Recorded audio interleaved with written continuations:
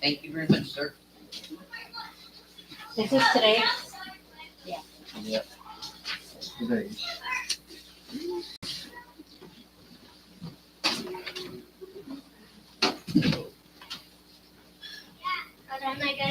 Got my VIPs. Yeah, you gotta have that.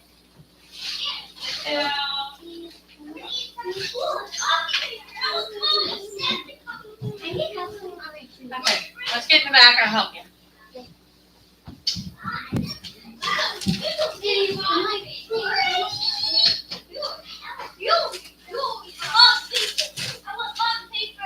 Oh, I know that they sure are loud.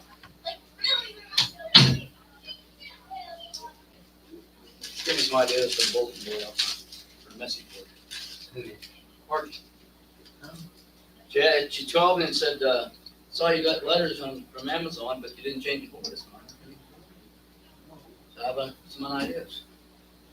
I put something on there last week, and today, this week, there's something up there now, it says, well, the one today says, help save a life, bring someone to church. That's good. And last week, I forget what it's, I'm working on by. That's something on there. Oh, Trying to get the ones back that were Jesus here. is the way, are you lost?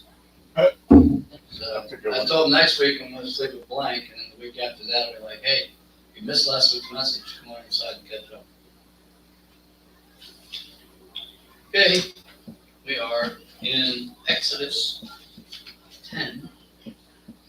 Still working on this thing that goes right here. Yeah, I've been looking for them. I need to get one. Yeah, I've been looking for them because they come in handy with such a Bible on them, so you can follow. Well, my hands are what's bad, so holding this thing and it just has, It's cumbersome. so I set it down here to work. You know they make the book this big. Yeah, but they don't have big letters. Yeah, if they did, they'd be out here every other The 42 book would be volumes. this thick. I have to have this. I don't need it yet, but They're magnified. Here, When I was in school, there was a kid, his name was Darren. For one whatever reason, I can remember the kid's name, I have no idea. But he had a math book, and I kid you not, the letters were this big, and he had Coke bottle glasses. Susan is like that. She can't read a book. She has to put it up on her phone so that she can make it larger because she can't. Well, they used to make these, well, I have one at home. They used to have anti-glare things on your computer, and I had one that was, had one that magnifies. You can lay it on top of your Bible. John has one, he let me this for a while, so I got a bigger Bible. Heavenly Father, we welcome you here today in this house. We come to worship your name and study your word. We ask that you join us, and give us some revelation, word, and meanings behind the meanings, that we may have understanding in your word and what you meant by the things you said and did, as more than just what the words on paper say. We ask these things in Jesus' name. Amen. Plague of darkness. Okay. Now I read a couple other commentaries that said that they thought it was a sandstorm. Okay. But the plague of darkness, when God sent Moses, here it says, then the Lord said to Moses, stretch out your hand towards the sky so that darkness will spread over Egypt, darkness that can be felt. Now, is anybody, I have been in darkness so dark you couldn't see, like, you had to know you had a hand on your face, on your wrist until you touched your face. You couldn't see it. You couldn't be freaking out. You couldn't feel anything, and you feel darkness. People say, how do you feel darkness? There's nothing there. But you can feel it, okay? And then it gets to the point where you have, and they say, well, what if you're blind? Well, they say other senses pick up, right? Well, you ain't blind, you just can't see. You know, there's a difference. You know, that darkness, you can feel it on your skin. It is an intense moment. You know, and if you're in a building, you say, well, let's shut the lights off. You can shut the lights off, but you can still see light. You know, like when we're here, flushing off They're the not near lodge. the field in the trailer, and all the lights went out for like 3 hours, and that we had a storm, and I could. My There's lightning ears are ringing. outside, there's moonlight, No, there stars. wasn't. No, it was dark. It was raining, black, dark. There was nothing. I'm scared. I had all the kids' toys that like their bellies light up, and everything placed around the house, and the computer, and them seemed to all die at the same time. Well, see, here in the darkness area, he writes in, it says that God caused darkness to fall over Egypt, but not where the Hebrews were at. Where you read? Exodus 10:21. That's why I couldn't catch it. And we already finished up with the locusts, because plagues before that, one was hail, which just beat the crap out of everything. It knocked the stuff off the trees and knocked the plants and the crops down. But the Egyptians pretty much figured at the end of those plagues that, well, we can still harvest the wheat, because it's just the topsoil. So we can go out and pick that up and then still have, wheat for bread and stuff we can still eat. But God sent locusts. They ate it all. There was nothing left. Okay? And each one of these plagues that God brings when he brings the plagues, it's for several reasons. One is, people say, well, it's a punishment, but it's not. It's like you say to your kid, when I send you your room, it's a lesson, a life lesson learned, and not so much, they say, won't be punished. In a way, yes, but you can learn from everything. Every downfall in your life, you can learn from. It's a matter of whether you want to look at all the negativity that's in it, or look at any positivity that you get out of it, So, what's some examples? Here, the Egyptians thought that their pharaohs were gods, and they went for the idea that the Egyptian gods were stronger than any other gods. So God, first of all, when he started bringing the plagues, he brought the river blood. Okay, they had a god of the Nile, right? They had a god of frogs. They had a god for flies and gnats, and every time that he would bring these plagues on the land, it was to show that the Egyptians that, your God's worthless. You're worshiping a stone, you're worshiping a river, you're worshiping, the wind that blows, and there's still people today that do that. Yeah. What cracked me up about that religion was, I knew a person that they believed wholeheartedly in Wiccan, and they talked to the plant, the tree, before they picked the flower. I'm going to take this from you. I'm like, I don't think it cares. If that tree answers, I'm right. But they believe that, everything is like an energy in the world. So when you're taking this little bit of energy, you should give back a little bit of energy. But I met a fellow that he claimed to be a high priest in the Wiccan, and when he told me that it doesn't matter what religion you are, that all roads lead to the final destination, I said, well, that just makes absolutely no sense why you're a Wiccan. He goes, what do you mean? I said, everything leads to in the same place. So why aren't you Buddhist? Why aren't you, Hindu? If everywhere it leads to the same destination, why are you what you are? And I would ask that question to many people, and I love the answer I got was, I was raised that way. And I said, well, okay, maybe I've been taught that way, but you're an adult now. I said, have you never pondered, the truth behind your religious existence? Where it started, how it came about, and I used the analogy that I've used many times and said, if I was going and studying a religion and I was told by the leader of this, I'll call it a cult because by this example, this is what it would be. If they told you aardvarks eat butterflies, okay, and for 10 years you were, studied this, went to the practices, and you find out after 10 years that aardvarks do not eat butterflies. That's why they're called anteaters. That's 10 years you wasted just following like a sheep to the slaughter. Okay. Now the Bible talks about us being sheep went to the slaughter, but our shepherd is, he controls life and death. So, that's what this put is, wouldn't you rather follow Christ and find out there was nothing than not follow him and find out that he really does exist and that I didn't believe, If you're on your way to, all of a sudden you go, well, I don't really need fire insurance. I'm good. I got asbestos underwear, it burns on the inside. Those fireproof suits that those firefighters wear, and when they first started those out, they used to have a 4-foot applicator with a fire hose that would spray around, because those things get so hot inside. And they quit doing it because they realized that the person inside ended up being like a steamed lobster. Okay, they thought they were cooling them down, but they weren't. Those suits are hot inside, but they're not as hot as outside. So that's what that's a payoff. You get like 250 degrees inside when it's 800 or 900 degrees outside. That's some people say that's a good trade-off. 700 degrees, your blood boils. It's 800 degrees or something like that, or 300 degrees. Nothing matters. So you can make it to 250 and just go a little queasy and you're good. But God brought these plagues on Egypt, like I said, for several reasons. And one was to show the Egyptians that He was God.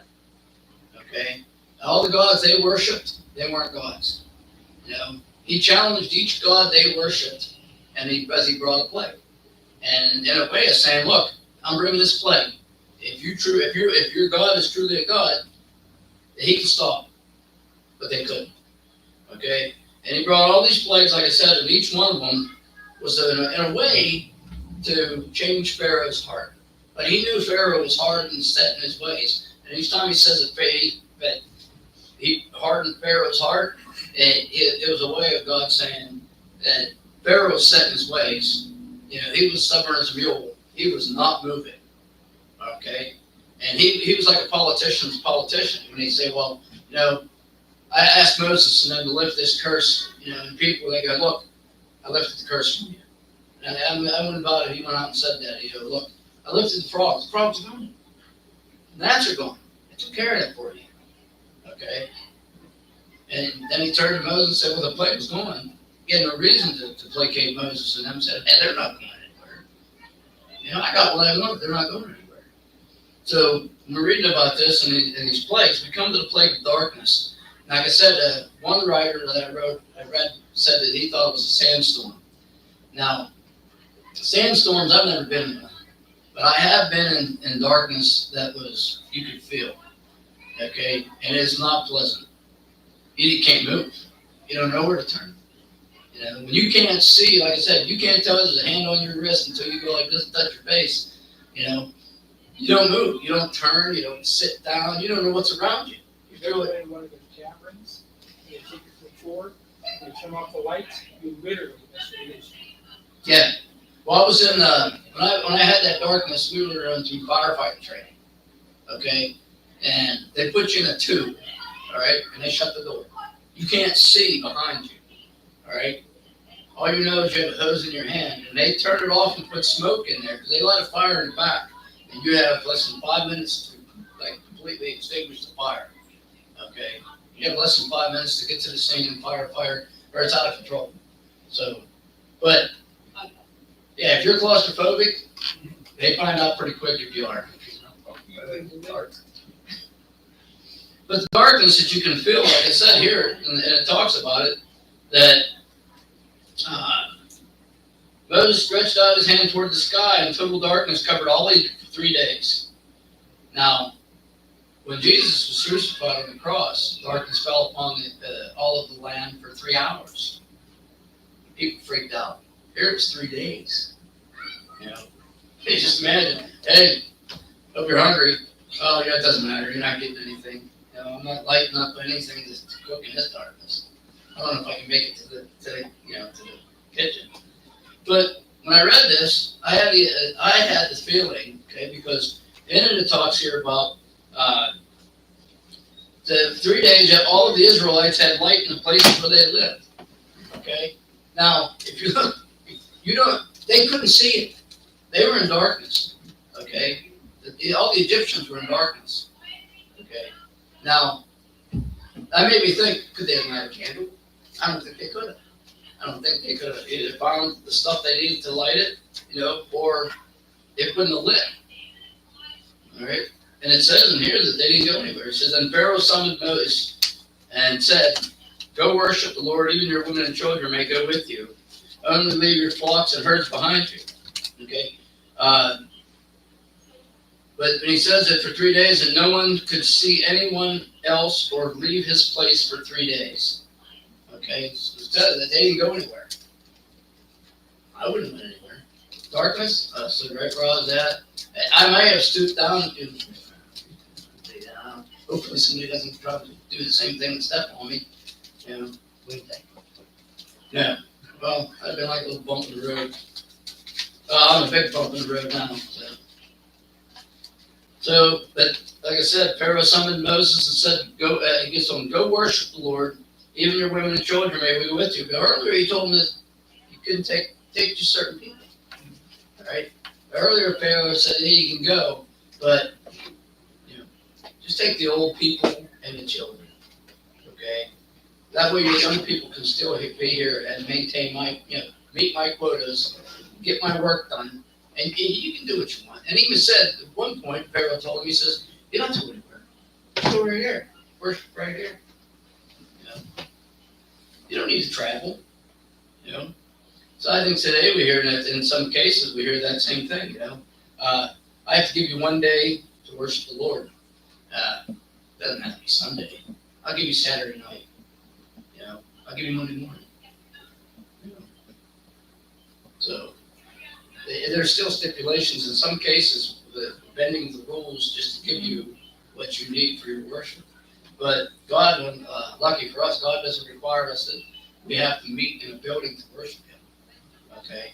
One of the great things about being in a building to worship God is that, as I mentioned before, if one person brings a flame, okay, like a candle, and somebody else brings a candle, it's all of a sudden brighter. 3 people bring a candle, it's even brighter. And if you get 100 people together with a candle, you got a bonfire. Okay. But then, like I said, then it went from you can just worship right here. Then it was just take your old people and your children. All right, and then now it's now you can go, but leave your flock here. Okay, and Moses said, "You must allow us to have sacrifices and burnt offerings to present to the Lord our God. Our livestock too must go with us. Not a hoof is to be left behind. We have to use some of them in worshiping the Lord our God, and until we get there, we will not know what we were to use to worship the Lord." Now, I don't know how much Moses knew, as far as sacrifices and what was required. Okay, because that doesn't really address it out in here for me. But being the fact that he's with the elders, they probably had some kind of an idea. All right, but he's still in favor of that. This is God's rules, God's demands, God's way. Right? It's not you have no input other than to say go. That's your only option. It's like a union negotiation here. Okay, Pharaoh's trying to put his demands in, and Moses is saying that your demands don't work with us. We need all of this.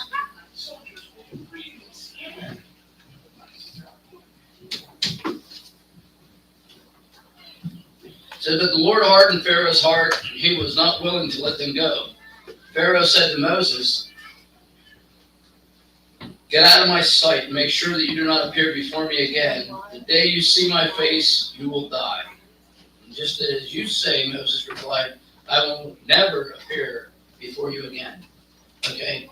So Pharaoh got tired of the negotiations and he kicked them out. He said, "You know what? You can't do anything. You can't give me a little bit, I'm giving you nothing." He kicks Moses out right now. The next plague is the most detrimental plague that comes across on him, right? That's the most moving. And I wonder sometimes if I think about it, how God's going to plague me. At what point? Because I got a city to run. I got a city to build. At what point am I willing to get rid of the majority of my workforce?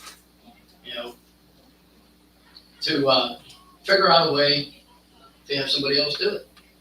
And in chapter 11, it says, "Now the Lord said to Moses, I will bring one more plague on Pharaoh and on Egypt. And after that, he will let you go from here. And when he does, he will drive you out completely. To tell the people that men and women are alike are to ask their neighbors for articles of silver and gold." The Lord made the Egyptians favorably disposed toward the people, And Moses himself was highly regarded in Egypt by Pharaoh's officials and by the people. So, and we noticed this in one of the plagues when the hailstones were coming. Some of the Egyptians believed what Moses was telling them, and they hid. They brought all of their livestock and their helpers under cover, because he said if anything's left out in the open, it's going to get killed. So they believed, and they brought their stuff in. So it would have been very easy for them to say, you know what, I'm not going to do this. Pharaoh, he's going to protect our stuff. This is going to happen. So, but in this case, Pharaoh doesn't know. The Egyptians don't know. Okay. But the people went to the, I guess those in charge of them said tell the people that the men and women are likely to ask their neighbors for articles of silver and gold. And I'm guessing it's ask their Egyptians. I mean, if you're living next door to a Hebrew and you ask them and you're all going to leave with silver and gold, I don't see the point in that. If we're traveling together, John and I are going on a trip together, hey, John, can you give me all your money? What's the point in that? Can you give me money to go on a trip? We're both going to be the same place. So Moses said, this is what the Lord says about midnight. About midnight, I will go throughout Egypt, and every firstborn son in Egypt will die. From the firstborn son of Pharaoh, who sits on the throne, to the firstborn son of the slave girl, who is at her handmill, and all of the firstborn of the cattle as well. There will be a loud wailing throughout Egypt, worse than there has ever been, or ever will be. Okay, but among the Israelites, not a dog will bark at any man or animal. Then you will know that the Lord makes a distinction between Egypt and Israel.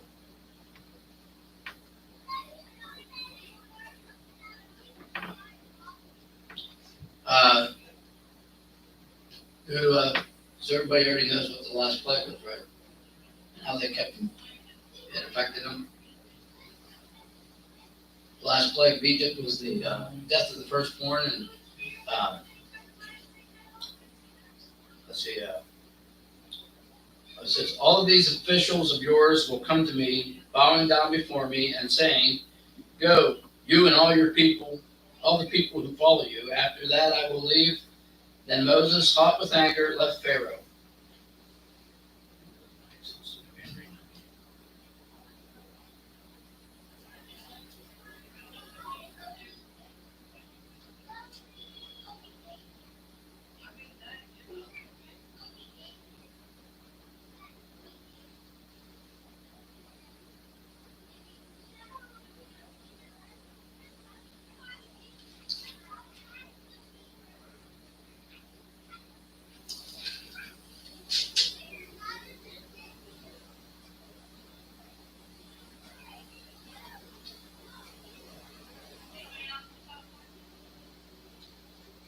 We're still here.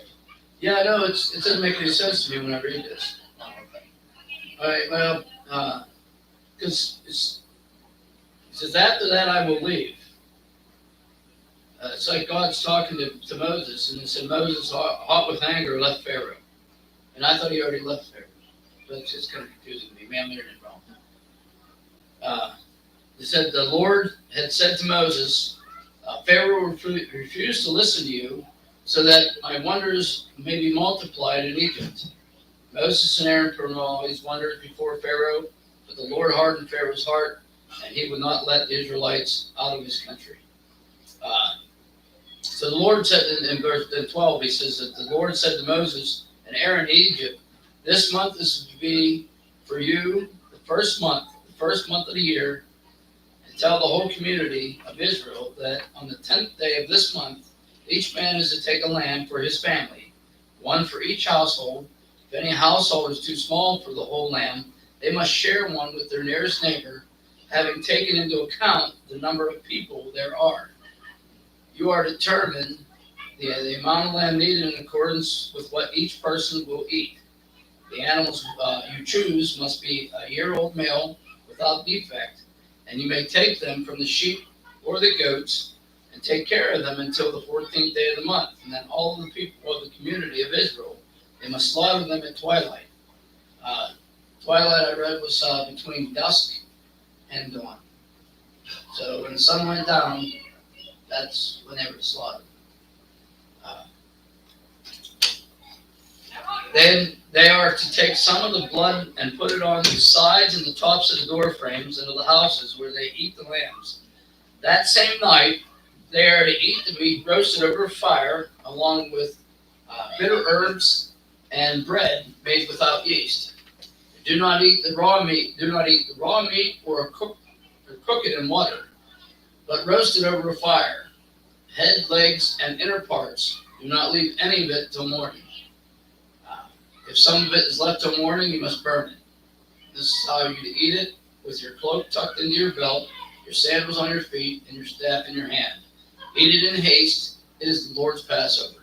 So he told him, this is another word saying, you're to eat. This is like a haste meal.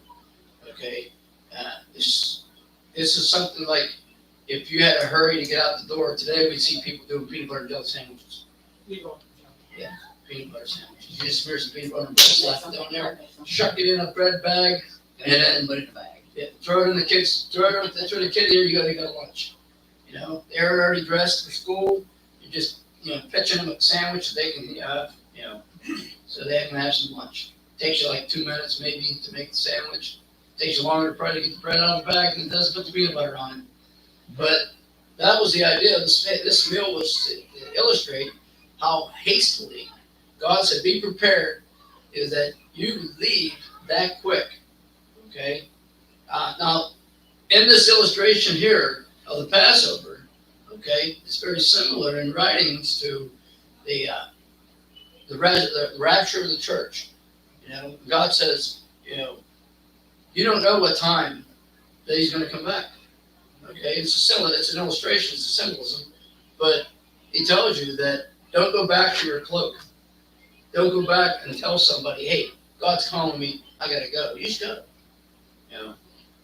When God comes for you, you're leaving. So you should be ready for that day, regardless of what your neighbor's doing. But and here he's talking about that the angel of death is going to pass through Egypt and the killing of all the firstborn. Now, part of this lamb, right, Passover, is the blood of the lamb, without defects, was to be spread upon their doorway. Okay, and that's symbolic today as the death of Christ. Okay, if you accept Christ as your Savior, it's a way of putting Christ's blood, on your doorstep, doorway, so that the angel of death will pass through. You don't die. As Jesus told the thief on the cross, verily I say unto thee, you'll join me in paradise. Okay, did he die? Not so that he went in. Christ didn't take him right with him into heaven. But the symbolism in here is quite unique. Now, when it said, I had to look this up. It confused me like the other, but this said that you determine the amount of lamb that is needed in accordance with what each person would eat. So if you got room for fat people, okay, that's one lamb may not be enough. If one person can eat a whole lamb themselves, That's a lot. Wow, yeah. that's a big gut. Okay, so what it is they said, basically they said, they went through and said, all right, you have too many people in here. Would some of you like to go over to this family because they have too much? Okay, and that's the way they were saying it was this lamb will feed this many people. So, you have this lamb, they have this lamb, help them eat it. Share But- the wealth. You didn't. Share the wealth. Yeah, spread. Help them eat their leftovers. I'm very good at that. Yeah, I'm good at getting rid of leftovers. I could eat the same food 4 days in a row if it meant getting rid of leftovers. So, just add ketchup. Just add ketchup, some, maybe some Tabasco, Ooh, you know, some little bit of hot sauce, and ranch dressing works good too. You know, if you have leftover spaghetti, ranch dressing, mix it all up. My brother-in-law use some mayonnaise. Peanut butter. Oh, it's sunny, anything. Spaghetti and chili. you got a strange family. Yeah, they do. Oh, spaghetti and chili. Just the Oh boys. man, that's good.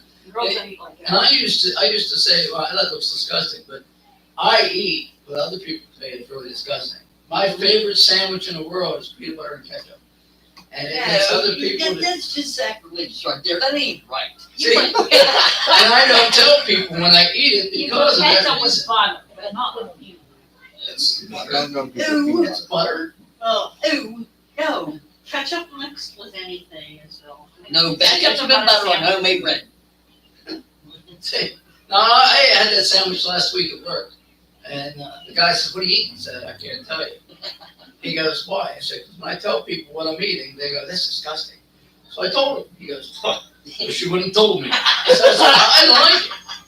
Well, you used Wait to a minute, I have I that. still do. mustard and onion sandwiches. Why would you even think I don't go hungry. to put ketchup and peanut butter on the same sandwich? Now, you do know what his last name is, right? I don't care. Why would you even think that? Because he's a toy. Have you ever gone hungry?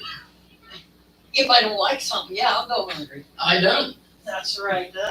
I do not go But hungry. why not just the ketchup or just the peanut butter? Either one of them would have been on bread. Why you gotta put them together and make slaw? I've eaten slaw. I've eaten dog food. I didn't know it was dog food, but I did eat it. Mom had spaghetti with dog food in the pan and in the fridge, waiting to heat it up for the dogs. I saw spaghetti. So I asked my dad, I said, you mind if I eat some of the spaghetti in the pan? He knew it was dog food. He knew it was for the dogs. He said, yeah, help yourself. Wonder where I get it? There's your answer. It was good. Alpo is very good. So, No way he's been working lately. It's crashing right there. It's great. okay, what I'm saying is, I don't go hungry. But you're not answering my question. I tried If it, you I put liked a it, I kept sandwich doing of it. ketchup and a sandwich of peanut butter. You know, there's You're still gonna Jerry sandwich, doesn't you're eat peanut gonna butter and put it jelly together. Some people do, I'll some eat them people don't. separately. Yeah. I won't eat them together either. I do. I even buy the peanut butter that has the jelly mixed No, in it. that's not wrong right there. But here he's talking about this lamb. He said to cook all of it. Legs, the head, the stomach, everything. They want everything cooked. Okay? I've never had lamb intestine. Never had a leg of lamb. I've had lamb meat. I don't know. A leg of lamb might sound pretty good.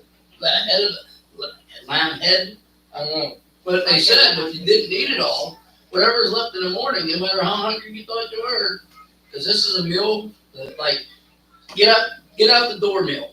That's what this is. So when they had to eat the insides of the lamb, did they have to eat? They had to cook the That, inside. they cooked it, but did they have to cook the colon too? Like did they All cook of it. that too? It says all But of it. no, but if Like how did so They the wouldn't have meat to was eat in it? They didn't have to eat it. they didn't have to eat that. If they didn't eat it, they had to burn it out. They put bitter herbs on it and unleavened bread. So I mean, it's like You maybe eat it's it, like I know that you eat it. I would try it.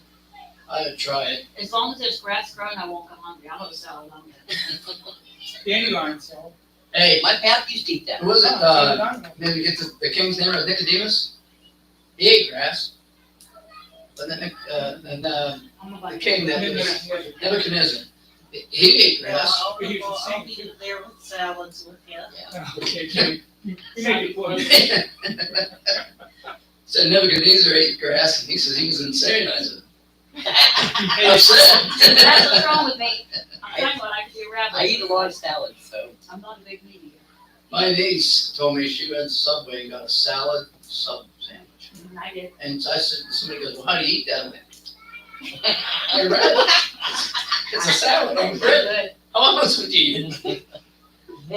But I could just, no, the first thing I picture, when you roast that whole lamb, all of it, on an open fire, the smell would be horrid. Yeah, but they put bitter herbs in there. It's probably like putting ketchup on it.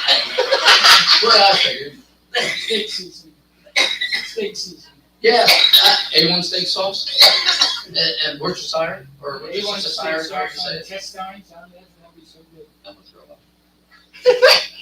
You've had it? I'm gonna throw up. I think you better change the subject. Yeah, okay. But, okay, and it said, but he did say, do not eat the meat raw or cooked in water, but roasted over fire. And if there's any left until morning, it is to be burnt. Okay? And if there's any left, put a fire and just let it burn up. So it was a practice done in wars too. Okay? You never left food behind. Okay? If you left food behind and your enemy found it, they wouldn't starve again, they would eat it right out of the fire. Okay? So, and as a practice, retreating armies would burn fields of wheat. They would burn them as they retreated. Sherman did it in March towards the target. Yeah. Civil War. They do that so their enemies couldn't have what was left. And this is kind of a practice in the sense of doing this. Okay, because on that same night, it says that God tells them, I will pass through Egypt and strike down every firstborn, both men and animals, and I will bring judgment on all of the gods of Egypt. Like I said, when he went before Pharaoh to begin with, it was to prove several things. He is the Lord the God. He is the only God. Whatever you're worshiping before is nothing. It's just a name. Okay? And people have been doing this for years. Like I said, they have fertility clients. Rub the belly of Buddha, you know. And they used to say, like I said before, that kissing the Blarney Stone and stuff like that. These were considered, or could be considered as a God worship. You know, they say, well, I guess you can be convinced to hang upside down, you know, over a rock to kiss the Blarney Stone, think it's going to be able to help you talk. I think you have more problems than, being able to gab. I think Dr. Morgan in one of his books, I think it was an Anglican church in London, where they had pictures, on the walls and stuff, and they started taking them down because they found people worshiping. Yeah. Kneeling for the picture and worshiping. That was one of the things that God warned us against. He said, for example, we have a carpeted painting of the Last Supper appeared behind us, and people put pictures of Jesus on the walls. Now if you do it as a remembrance, like you look at the cross and remembrances that Christ died on the cross, you're not supposed to bow to the cross and worship the cross. It's a symbol of remembrance. Okay, it is not a symbol to say, well, that is my God right there, and it's not your God. There is only one God. And in this case, in Egypt, he from the very first plague until now, that was what he was trying to show Pharaoh, and also to show the Israelite people that he didn't forget them. Okay, every time he struck a plague on the land, as you notice, the plagues slowly went from everybody to just the Egyptians. Okay, so whenever it hit everybody, the Egyptians were looking out, going, "What's happening to them?" And eventually, there was nothing happened to the Israelite people. It was all just on the Egyptians, and that was to teach them to say that, you got a God of frogs, you got a God of the Nile, you got a God of the wind, gnats and flies. Well, guess what? That isn't a God. That is just you saying that, hey, my God controls the flies and gnats. He doesn't control anything. So,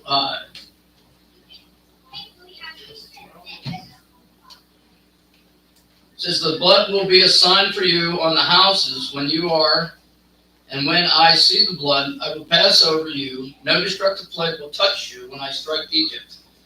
This is a day you are to commemorate for the generations to come, and you shall celebrate as a festival to the Lord, a lasting ordinance. For 7 days you are to eat bread made without yeast, and on the first day remove the yeast from your houses. For whoever eats anything with yeast in it from the first day and throughout the 7th must be cut off from Israel. On the first day, hold a sacred assembly, and another one on the 7th day, and do not work at all on these days except to prepare food for everyone to eat. And that is all that you may do. So it's a week off. 7 days to celebrate God's bringing you out of captivity. And they celebrate these even today, a celebration of Passover, a celebration of remembrance, okay? and unleavened bread, crackers. Isn't it like pita bread too? Yeah, it's flat and it's bland. I actually made a flatbread once. And I can eat bland things too. I told somebody I should be a food critic. 'Cause if I say it really is horrible, it probably is. 'Cause I eat just about everything. I haven't tried chocolate covered eggs or cornbread and stuff like that yet, but you never know. Side of my ribs Camel killing me. nuts So are I'm the sorry, hard side of my ribs killing me. Yeah. They didn't have, they were all in one. Say that again. I'll just bring some ketchup and be over here. No, you and your ketchup. And Moses summoned all the elders of Israel. He said to them, "Go at once and select the animals for your families and slaughter the Passover lamb. Take a bunch of hyssop, dip it in the blood in the basin, and put some of the blood on the top and both sides of your door frame. Not one of you shall go out of the door of his house until morning. And when the Lord goes through the land and strikes down the Egyptians, he will see the blood on the top and sides of your door frame and pass over that doorway. And he will not permit the destroyer to enter your houses and strike you down. Obey these instructions as a lasting ordinance for you and for your descendants. And when you enter the land that the Lord will give you, as he promised, observe this ceremony. And when your children ask you, what does the ceremony mean to you, you can tell them, it is the Passover sacrifice of the Lord, who passed over the houses of the Israelites in Egypt, spared our homes, and when he struck down the Egyptians, then the people bowed down and worshipped. And the Israelites did what the Lord had commanded Moses and Aaron. Okay. At midnight, the Lord struck down all the firstborn of Egypt, from the firstborn of Pharaoh, who sat on the throne, to the firstborn of the prisoner, who was in the dungeon, and the firstborn of all of the livestock as well. Now, it's the firstborn were considered to be the right hand of the family. All right, your firstborn of your family was supposed to be they're like the leader of the family. You know, mom and dad, if dad gets too old to do stuff, that's who's supposed to start running the family. You know, they're supposed to say, hey, we're going to do this, we're going to do this, and they're to take over the business. If you have family business, they're the ones that step up and take over the family business. It doesn't always work like that today, because in some cases, the firstborn, or the oldest, doesn't want to do that. So there's somebody in the line and there says, well, I'll do it, and they step in and do the job. At this point in history, too, they were the first one now. Yeah. The priest of the family. His father was a priest, like in the days of Job. Now, once God establishes the Levitical priesthood, then stop. But if you read the law of Moses, you would have to redeem your firstborn son. And because the firstborn of your animals were sacrificed. Yes. So your son, your firstborn son, escapes that because you dedicate him to sacrifice, animals and stuff. And with Pharaoh, his son was a god. Yeah. He was to be the next god on the throne. One of the things that God accomplishes this by taking the firstborn of Pharaoh was believed to be a god. And his son being taken from him when he can do nothing about it just establishes how human he really is. Okay? When the Israelite God comes in and goes, he's going to take your firstborn son, basically saying he's going to kill your firstborn son, and there is nothing you can do about it. They're not actually saying son, they're saying firstborn too. Right, but it's the male child in the family is firstborn that is what is considered of the firstborn. All right, they didn't recognize daughters other than in some cases daughters were used for political means of establishment in kingdoms. Have you ever noticed in some of the stories where a princess is married off to another kingdom, to a prince? Well, that was to establish a union or contract between the two countries. And in one movie I watched, the guy says, well, he's less likely to attack us because the daughter's here. Okay? Unless he hates the daughter. Right? Just like, that kingdom, if they have a daughter in the kingdom, they would say, not sell, but it's a sense selling. It would marry her off to somebody else's kingdom to a, kind of like a treaty thing. But when they talk about firstborns here, they're talking about the firstborn males.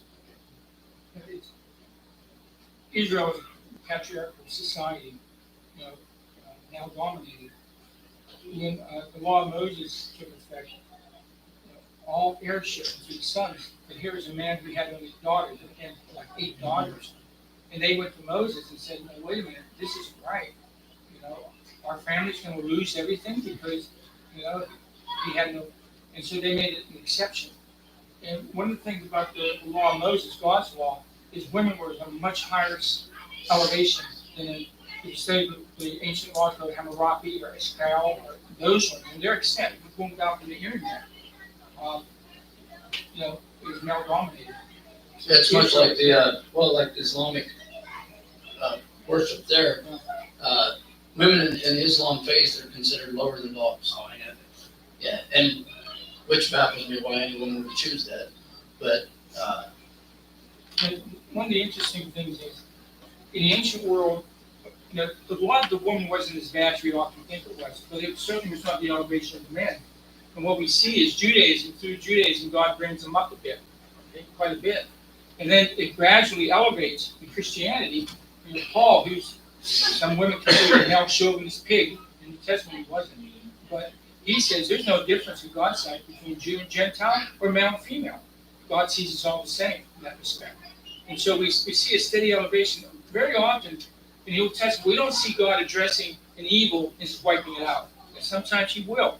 But more often than not, he meets us where we're at as a culture, as a society, and brings us up.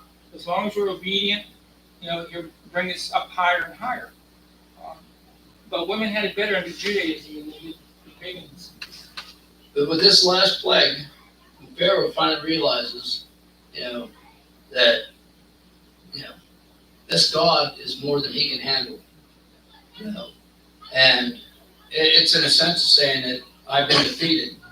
As a God, I've been defeated. My gods have been defeated all along the line. I didn't want to see these people and their God ever again. All right. So the next step we're going to read on must be the Exodus. But in a sense, he's had enough, and he says, get out. And this time he means it. He's mourning his loss of his son, that he can't bring back, and he pretty much tells him, just get out of Egypt. I don't want to see you. I don't want to hear your voices. And he tells me to just go.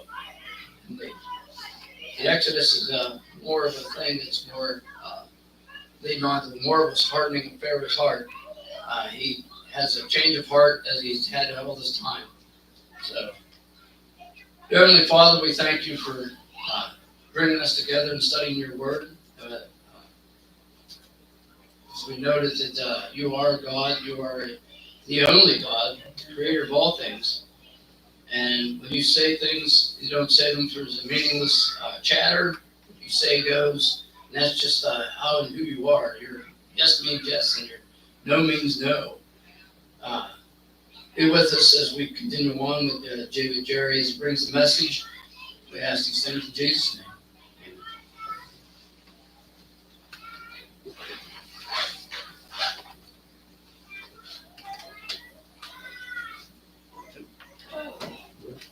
How's it going?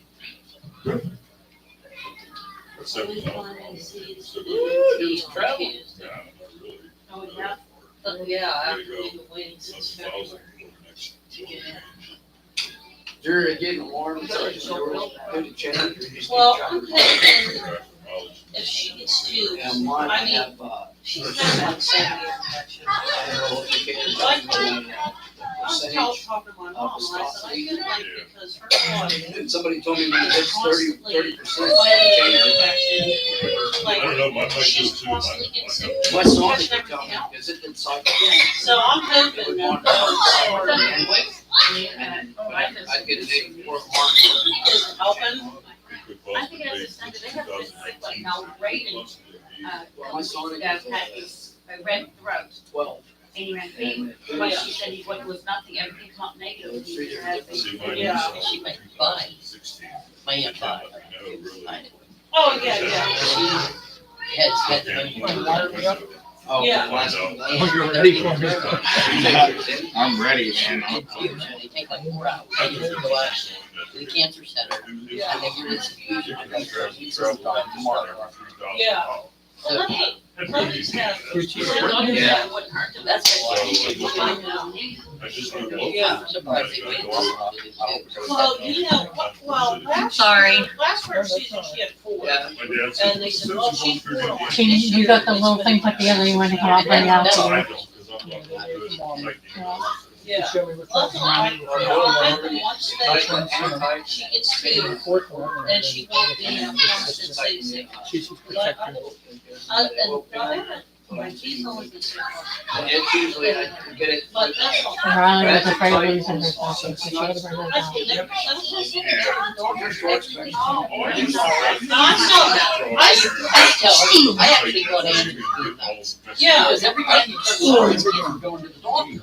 I know. I saw her go to the